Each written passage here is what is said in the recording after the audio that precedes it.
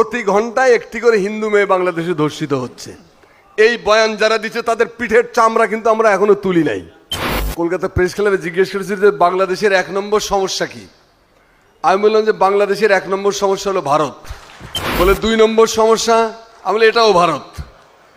3 নম্বর সমস্যা, আমি বলি এটাও ভারত। 4 নম্বর সমস্যা, আমি বলি এটাও ভারত। তাহলে কতক্ষণ চলবে ভারত?